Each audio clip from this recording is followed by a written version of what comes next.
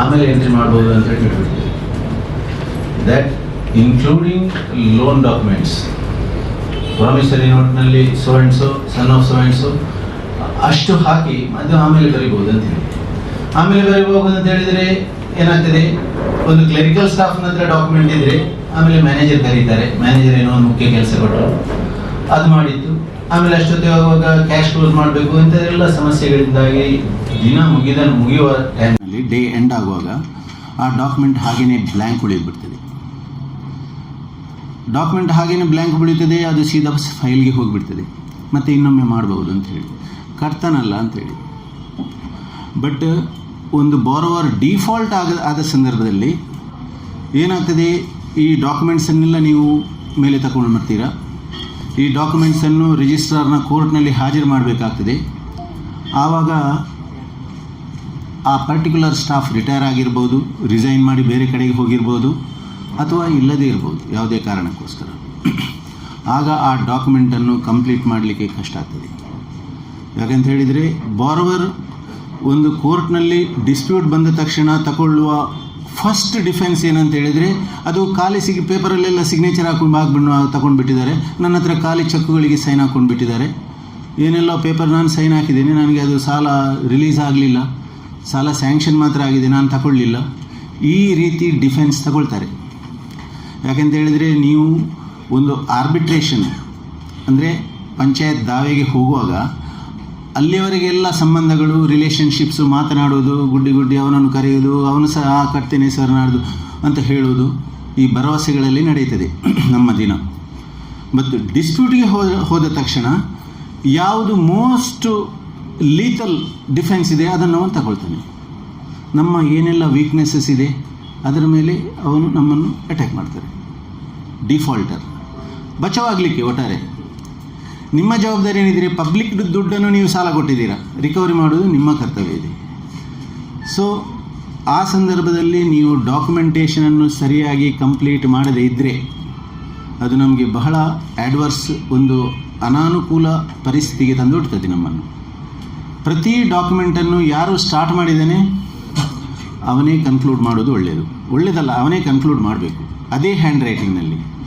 ಕೆಲವೊಮ್ಮೆ ಟೈಪ್ಡ್ ಡಾಕ್ಯುಮೆಂಟನ್ನೆಲ್ಲ ನಾವು ಮಾಡ್ತೇವೆ, ಬಟ್ ಆದಷ್ಟು ಮಟ್ಟಿಗೆ ಕೈಯಲ್ಲಿ ಬರೆದ ಡಾಕ್ಯುಮೆಂಟ್ ಅಂದರೆ ಪ್ರಿಂಟೆಡ್ ಫಾರ್ಮ್ಯಾಟ್ ಸಿಗ್ತದೆ ಒಂದು ಪ್ರಾಮಿಸರಿ ನೋಟಿಗೆ, ಬಟ್ ಡೀಟೇಲ್ಸ್ ಆದಷ್ಟು ಕೈಯಲ್ಲಿ ಬರೆದ್ರೇ ಒಳ್ಳೆಯದು.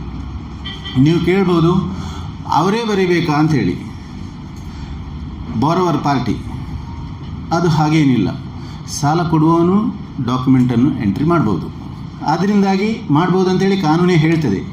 ಆದ್ದರಿಂದಾಗಿ ನಮ್ಮ ಸ್ಟಾಫ್ಗಳು ಡಾಕ್ಯುಮೆಂಟನ್ನು ಕಸ್ಟಮರ್ನ ಪರವಾಗಿ, ಬಾರೋವರ್ನ ಪರವಾಗಿ ಎಂಟ್ರಿ ಮಾಡ್ತೇವೆ, ಬಟ್ ಎಕ್ಸಿಕ್ಯೂಷನ್ ಸಿಗ್ನೇಚರ್ ಇರಬೇಕು. ಆ ಡಾಕ್ಯುಮೆಂಟಲ್ಲಿ ಏನಾದರೂ ಕರೆಕ್ಷನ್ಸ್ ಆದರೆ, ಓವರ್ ರೈಟಿಂಗ್ ಆದರೆ ಅಥವಾ ಕರೆಕ್ಷನ್ಸ್ ಯಾವುದೇ ರೀತಿಯ ಕರೆಕ್ಷನ್ ಇದ್ದರೆ ಆ ಡಾಕ್ಯುಮೆಂಟನ್ನು ಎಕ್ಸಿಕ್ಯೂಟ್ ಮಾಡುವವನೊಂದು ಅಥೆಂಟಿಕೇಷನ್ ಆಗಬೇಕು. ಇಲ್ಲದ್ರೆ ಏನೋ ಅದನ್ನು ತಿದ್ದುಪಡಿ ಮಾಡಿ ಏನೋ ಬೇರೆ ಬರೆದಿದ್ದಾರೆ ಅಂಥೇಳಿ ಕೋರ್ಟ್ನಲ್ಲಿ ಹೇಳ್ತಾರೆ ಅವರು ಕೊನೆಗೆ. ಈ ಡಾಕ್ಯುಮೆಂಟ್ಸ್ನಲ್ಲಿ ಎರರ್ಸನ್ನು ರೆಕ್ಟಿಫೈ ಮಾಡಿದರೆ ಅಥವಾ ಏನಾದರೂ ತಿದ್ದುಪಡಿ ಏನಾದರೂ ಮಾಡಿದರೆ ಅದು ಯಾರು ಎಕ್ಸಿಕ್ಯೂಟ್ ಮಾಡಿದ್ದೇನೋ ಅವನು ಅಥೆಂಟಿಕೇಟ್ ಮಾಡಬೇಕು. ಹಾಗೆ ತಿದ್ದಿದ ದಾಖಲೆಗಳನ್ನು ಫೈಲ್ನಲ್ಲಿ ಇಡುವಾಗ ಎಚ್ಚರಿಕೆ ವಹಿಸ್ಕೊಳ್ಳಿ. ಇನ್ನೊಂದು, ಎಕ್ಸಿಕ್ಯೂಷನ್ ಪ್ರತಿ ಪೇಜ್ನಲ್ಲಿ ಆಗಬೇಕು. ಅಂದರೆ ಈಗ ಫಾರ್ ಎಕ್ಸಾಂಪಲ್ ಹೈಪೋಥಿಕೇಷನ್ ಅಗ್ರಿಮೆಂಟ್, ಆ ಹೈಪೋಥಿಕೇಷನ್ ಅಗ್ರಿಮೆಂಟು ಒಂದು ಸ್ಟ್ಯಾಂಪ್ನಲ್ಲಿ ಸ್ಟಾರ್ಟ್ ಮಾಡ್ತೀರಾ ನೀವು, ಆ ಸ್ಟ್ಯಾಂಪ್ನಲ್ಲಿ ಬಾರೋವರದ್ದು ಸಿಗ್ನೇಚರ್ ಬೇಕೇ, ನೆನ್ಪಿಡಿ.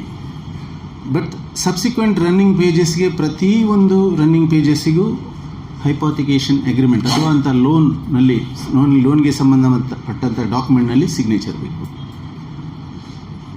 ಎಲ್ಲೆಲ್ಲಿ ವಿಟ್ನೆಸಸ್ನ ಅವಶ್ಯಕತೆ ಇದೆ ಅಲ್ಲಿ ವಿಟ್ನೆಸಸ್ನ ಸಿಗ್ನೇಚರ್ ಹಾಕದೆ ನೀವು ಡಾಕ್ಯುಮೆಂಟನ್ನು ಫೈಲ್ನೊಳಗೆ ಇಡಬೇಡಿ. ಕೆಲವೊಂದು ಡಾಕ್ಯುಮೆಂಟ್ಸಿಗೆ ವಿಟ್ನೆಸಸ್ನ ಅಗತ್ಯ ಇರ್ತದೆ.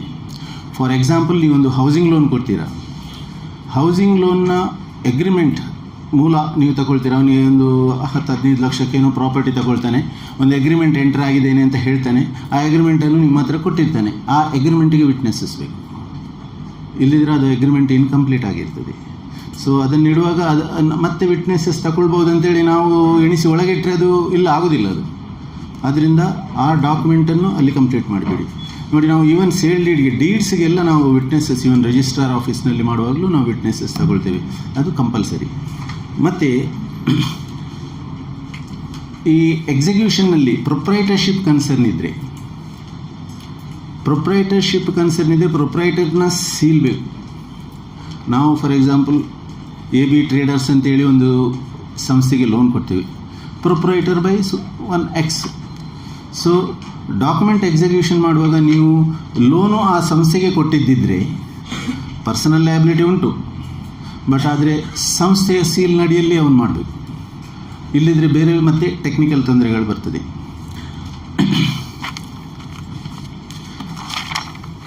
ಮತ್ತು ನಾವು ಮೆಂಬರ್ಶಿಪ್ಪಿಗೆ ಅಪ್ಲಿಕೇಶನ್ ತಗೊಳ್ಳುವಾಗ ಅವನ ಹತ್ರ ಒಂದು ಫಾರ್ಮಲ್ ಎನ್ಕ್ವೈರಿ ಮಾಡಬೇಕು ನೀವು.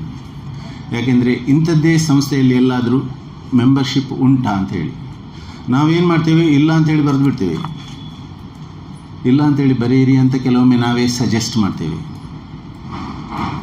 ಮತ್ತು ಅದು ಇದ್ದರೆ ನಾನು ಮಧ್ಯಾಹ್ನ ಹೇಳ್ಬೋದು, ಅವರು ಇಲೆಕ್ಷನ್ನಲ್ಲಿ ವಿಷಯದಲ್ಲಿ ಮಾತನಾಡಲಿಕ್ಕೆ ಬರುವವರು.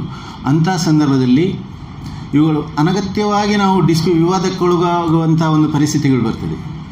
ಅಲ್ಲಿ ಏನೋ ಇಲೆಕ್ಷನ್ನ ಟೈಮ್ನಲ್ಲಿ ಅಲ್ಲಿ ಇನ್ನೊಂದು ಸೊಸೈಟಿಯಲ್ಲಿ ಅವರು ಇಂಥದ್ದೇ ಸದಸ್ಯರಿದ್ದಾರೆ, ಅಲ್ಲಿ ಅಬ್ಜೆಕ್ಷನ್ ಕೋರ್ಟಿಗೆ ಹೋಗೋದು, ಅದರ ಮೇಲೆ ರಿಟ್ ಪಿಟಿಷನ್ ಹೈಕೋರ್ಟಿಗೆ ಹೋಗೋದು, ಅಲ್ಲಿ ನಾವು ಅನಗತ್ಯವಾಗಿ ಅದನ್ನು ಆದಷ್ಟು ಅವಾಯ್ಡ್ ಮಾಡಿಕೊಳ್ಳಿ ಅದನ್ನು. ಮತ್ತು ನೀವು ಸೆಕ್ಯೂರಿಟಿಯನ್ನು ತಗೊಳ್ಳುವಾಗ 2 ರೀತಿಯ ಸೆಕ್ಯೂರಿಟಿಯನ್ನು ತಗೊಳ್ತೀರ. ಅನ್ಸೆಕ್ಯೂರ್ಡ್ ಲೋನ್ಸ್ನ ಬಗ್ಗೆ ನಾವು ಡಿಸ್ಕಸ್ ಮಾಡಿದ್ವಿ. ಒಂದು ಮೂವೇಬಲ್ ಪ್ರಾಪರ್ಟೀಸನ್ನು, ಇನ್ನೊಂದು ಇಮೂವೇಬಲ್ ಪ್ರಾಪರ್ಟೀಸನ್ನು ತಗೊಳ್ತೀರಿ. ಇದರ ವ್ಯತ್ಯಾಸ ಏನು ಅಂತೇಳಿ ನೀವು ನಮಗೆ ಗೊತ್ತಿರಬೇಕು. ನಾವು ಸೊಸೈಟಿಯಲ್ಲಿ ಬಹಳ ಮುಂದುವರಿತಾ ಇದ್ದೇವೆ. ವಿ ಆರ್ ಆಲ್ಸೋ ಒಂದು ರೀತಿಯಲ್ಲಿ ನಾವು ಬ್ಯಾಂಕರ್ಸೇ ನಾವು. ಕ್ರೆಡಿಟ್ ಎಲ್ಲಿದೆ ಅದು ಬ್ಯಾಂಕಿಂಗ್ ಆ್ಯಕ್ಟಿವಿಟಿಯೇ, ಬಟ್ ಪಾರ್ಷಿಯಲಿ ನಮಗೆ ಡೆಫಿನಿಷನ್ ಒಳಗೆ ಬರುವುದಿಲ್ಲ ಅಷ್ಟೇ. ಆದ್ದರಿಂದಾಗಿ ಇಮ್ಮೂವೇಬಲ್ ಪ್ರಾಪರ್ಟಿಯನ್ನು ಸೆಕ್ಯೂರಿಟಿಯಾಗಿ ತಗೊಳ್ಳೋದು ಮತ್ತು ಮೂವೇಬಲ್ ಪ್ರಾಪರ್ಟಿಯನ್ನು ಸೆಕ್ಯೂರಿಟಿಯಾಗಿ ತಗೊಳ್ಳೋ ವಿಷಯದಲ್ಲಿ ನಿಮಗೆ ಒಂದು ಅವೇರ್ನೆಸ್ ಇರಬೇಕು. ಈ ಮೂವೇಬಲ್ ಪ್ರಾಪರ್ಟಿ ಅಂತ ಹೇಳಿದರೆ ನೋಡಿ, ನಾವು ಈಗ ಮೊಬೈಲ್ ಫೋನ್ ಉಂಟು, ನನ್ನ ಕಿಸೆಯಲ್ಲಿ ಹಾಕ್ಕೊಂಡು ಹೋಗ್ತೇನೆ, ನಾನು ಅದನ್ನು ಡೆಸ್ಟ್ರಾಯೂ ಮಾಡ್ಬೋದು. ಅದನ್ನು ಹೀಗೆ ಸ್ವಲ್ಪ ದುಡ್ಡು ತಗೊಂಡು ಯಾರಿಗೋ ಇದು ಮಾಡಿ ಮಾರಲೂಬಹುದು. ಒಂದು ವೆಹಿಕಲು ಅಷ್ಟೇ, ಅದು ಮೂವೇಬಲ್. ಬಟ್ ಇಮ್ಮೂವೇಬಲ್ ಪ್ರಾಪರ್ಟಿ ಅಂತ ಹೇಳಿದರೆ ನಾವು ಸೇಲ್ ಡೀಡ್, ಕ್ರಯ ಸಾಧನ ಇದೆಲ್ಲ ಹೇಳ್ತೇವೆ, ಬಟ್ ಆ್ಯಕ್ಚುಲಿ ಅದು it is A transfer deed. Sale deed, ಈ ಟ್ರಾನ್ಸ್ಫರ್ ಆಫ್ ಪ್ರಾಪರ್ಟಿಯಲ್ಲಿ ಇಮ್ಮೂವೇಬಲ್ ಪ್ರಾಪರ್ಟಿಯ ಟ್ರಾನ್ಸ್ಫರನ್ನು ಡಿಫೈನ್ ಮಾಡಿರುವುದು ಅದಕ್ಕೆ. ಯಾಕೆಂದರೆ ಇಮ್ಮೂವೇಬಲ್ ಪ್ರಾಪರ್ಟಿಯ ಒಂದು ಪೆಕ್ಯುಲಾರಿಟಿ ಏನಂತ ಹೇಳಿದರೆ, ಅದರಲ್ಲಿ ನಿಮಗೆ ಕೊಡಲಿಕ್ಕೆ ಆಗೋದು, ಟ್ರಾನ್ಸ್ಫರ್ ಮಾಡಲಿಕ್ಕೆ ಆಗೋದು, ಮಾರಲಿಕ್ಕೆ ಆಗೋದು, ನಿಮ್ಮ ಹತ್ರ ಏನು ಹಕ್ಕು ಇದೆ, ರೈಟ್, ದ ಟೈಟಲ್, ಹಿತಾಸಕ್ತಿ, ಇಂಟ್ರೆಸ್ಟ್, ಇದು ಏನಿದೆ ಇದನ್ನು ಟ್ರಾನ್ಸ್ಫರ್ ಮಾಡಲಿಕ್ಕೆ ಆಗ್ತದೆ. So it is A transfer deed. ಹಿಂದೆ ಅದನ್ನು ಟ್ರಾನ್ಸ್ಫರ್ ಡೀಡ್ ಅಂತಲೇ ಕರೀತಿದ್ರು. ಈಗ ಬೈ ಪ್ರಾಕ್ಟೀಸ್ ಸೇಲ್ ಡೀಡ್ ಅಂತ ಹೇಳ್ತೀವಿ. ಸೇಲ್ ಡೀಡ್ ಹೇಳಿದರೆ ಸಹ ತಪ್ಪಲ್ಲ, but what gets transferred by that sale deed is the right, title and interest. ನೀವೊಂದು 5 ಸೆಂಟ್ಸ್, ಒಂದು 10 ಸ್ಕ್ವೇರ್ ಫೀಟ್ ಜಾಗ ಇದ್ದರೆ ಅದನ್ನು ತಗೊಂಡೋಗಿದ್ದು ನೀವು ತಗೊಂಡೋಗು ಹೇಳಲಿಕ್ಕೆ ಆಗೋದಿಲ್ಲ. ನೀವೊಂದು ಡೀಡ್ನ ಮುಖಾಂತರ ಅದರಲ್ಲಿ ನನಗೆ ಏನು ಹಕ್ಕುಂಟು ಅದನ್ನು ಟ್ರಾನ್ಸ್ಫರ್ ಮಾಡ್ತೀರ.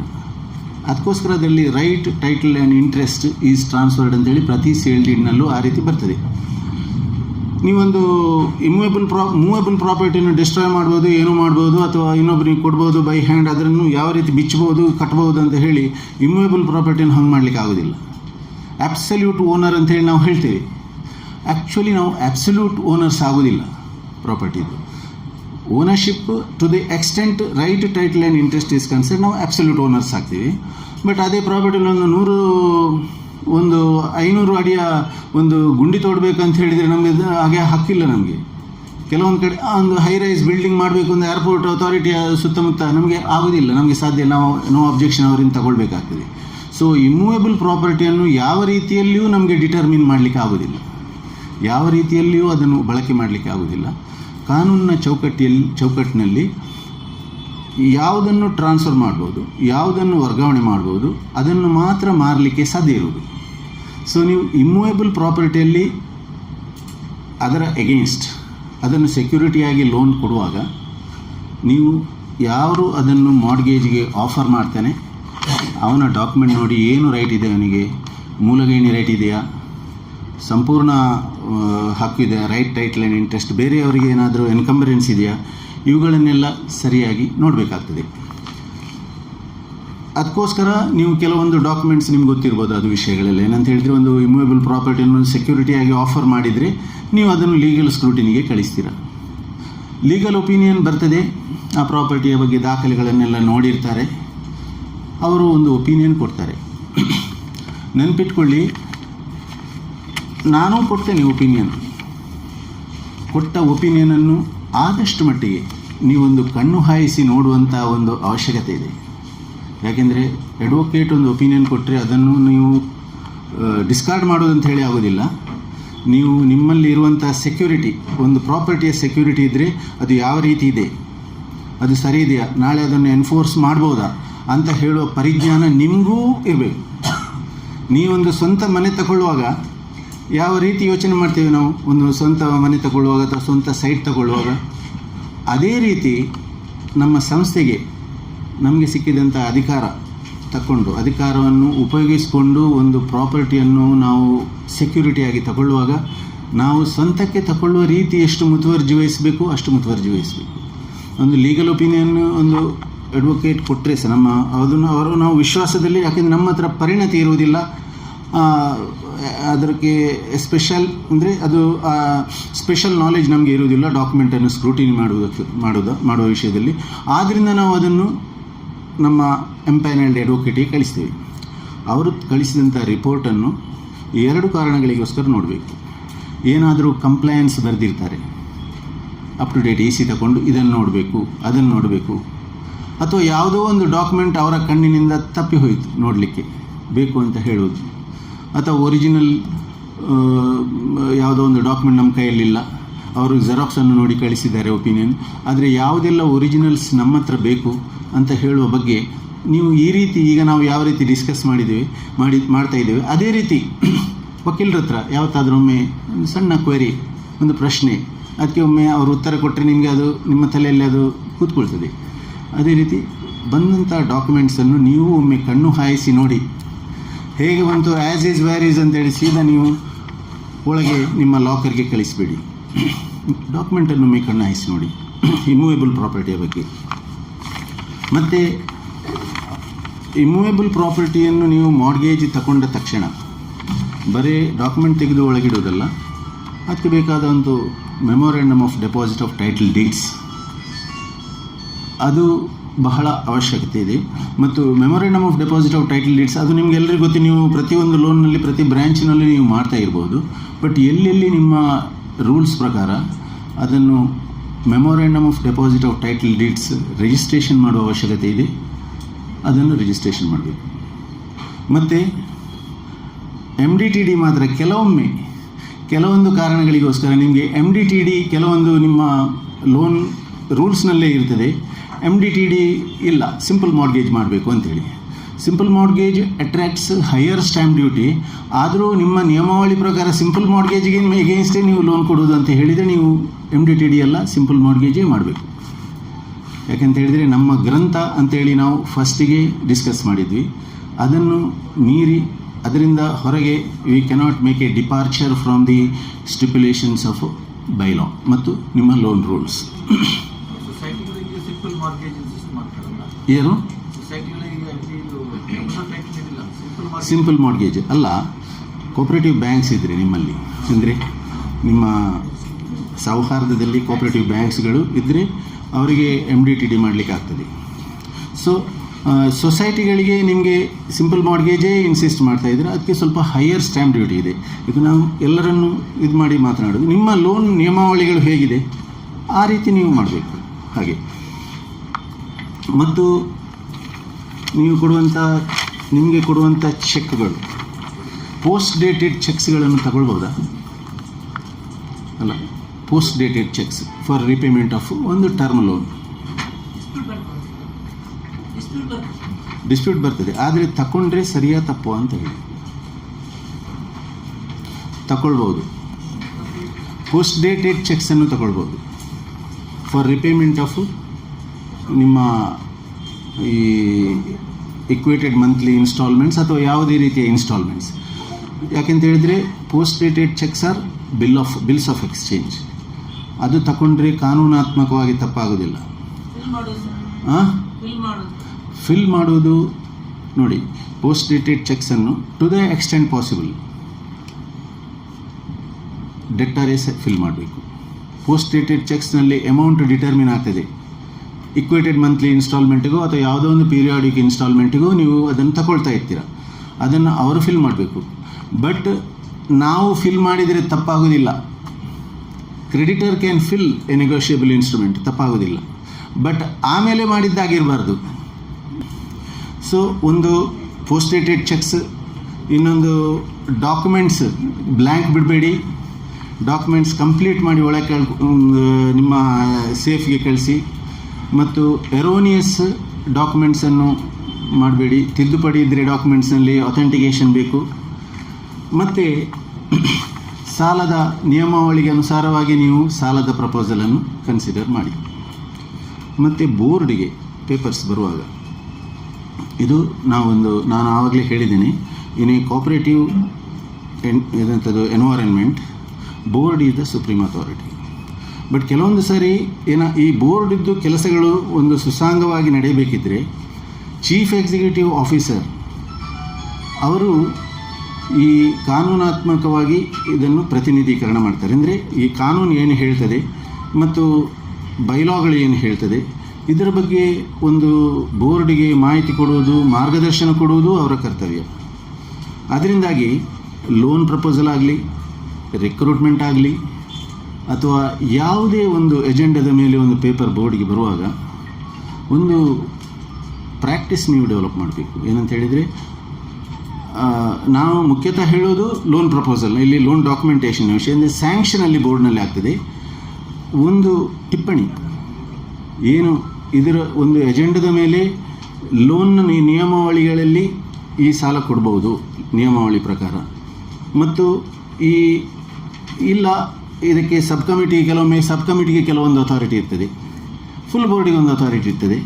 ಸೊ ಇದನ್ನು ಡಿಸಿಷನ್ ತಗೊಳ್ಳೋ, ಫಾರ್ ಎಕ್ಸಾಂಪಲ್ ಈಗ ಒಂದು 50 ಲಕ್ಷದವರೆಗೆ ಸಬ್ ಕಮಿಟಿಗೆ ಕೊಡ್ಬೋದು ಅಂತ ಹೇಳಿ ಇರ್ಬೋದು.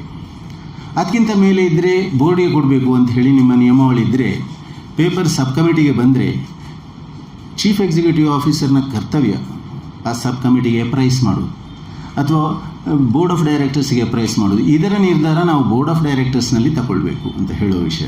He should write it, he should put it down. ಮತ್ತು ಕೆಲವೊಂದು ಸರಿ ಏನಾಗ್ತದೆ ಅಂತ ಹೇಳಿದರೆ, ಫಾರ್ ಎಕ್ಸಾಂಪಲ್ ಅಮೌಂಟ್ ಡಿಟರ್ಮಿನ್ ಮಾಡುವ ವಿಷಯದಲ್ಲಿ